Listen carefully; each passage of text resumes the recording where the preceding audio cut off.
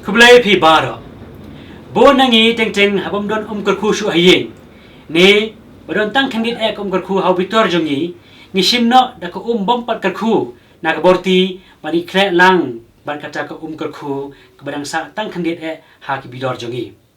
Bani sngew bakata ka habitor kala KYRKHU baroh namar mangina khleh lang kumta.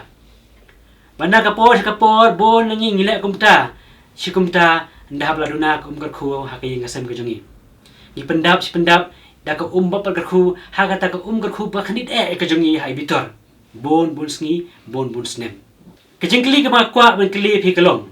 Hato kata ka kebala khleh lang kumta kalong shisha ka KYRKHU. Ne hato ynda habla KYRKHU bala pynlong sakramental ya kata ka da uleng do. Hato ka KYRKHU bala khleh lang bat ka bompat KYRKHU kadang sahi ka KYRKHU ne holy water.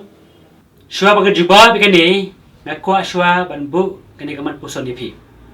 Hato sipila ka KYRKHU kala ban pynkylla KYRKHU ya borti ka bompat KYRKHU la the lang ya khndiat tai KYRKHU ha ka borti jong kata ka Hato sitop ka KYRKHU kala ban pynkylla KYRKHU ya ka Duriaw ba la the ya kata ka sitop ka KYRKHU ha kata ka Duriaw ba. Hato sipila ka KYRKHU kala mo pynkylla KYRKHU la the ya kata ka KYRKHU ha ka kyat.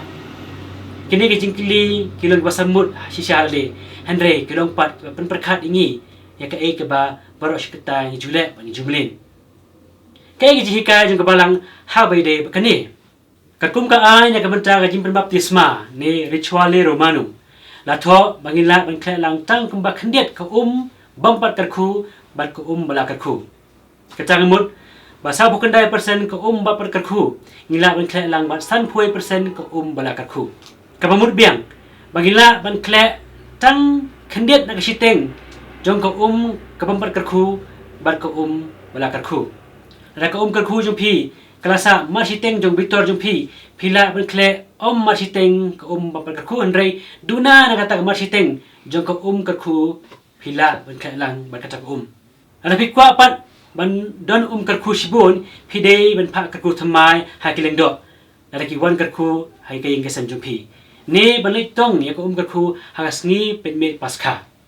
Ya ka theology jong kane ke jikai la pen bot na ka logic jong ke jikai jong Thomas Aquinas bakhoi ha ka ba ya dei be jikai jong chapang ka jingkhleh ya ka ban ka snam bakhoi jong Jisu ha ka por ba uleng do pen kho ya ka khuri ha ka por mas. Thomas Aquinas bakhoi ong kumne nan ong share pi tin pare. If the liquid of any kind whatsoever added be so much in quantity as to permeate the whole of the consecrated wine and be mixed with it throughout, the result would be something numerically distinct, and the blood of Christ will remain there no longer. Kabamut ba na daya ka na khleh lang hado kata pa ka kalabon ya kata ka wine ba lepan kentang ba kata ka wine malapan kentang kala kaladur kata ka hi kasnam jong Chris kam sa shuh hangta. Ne ka malakhleh lang ba kata ka wine malapan kentang kam de shuh kasnam Chris.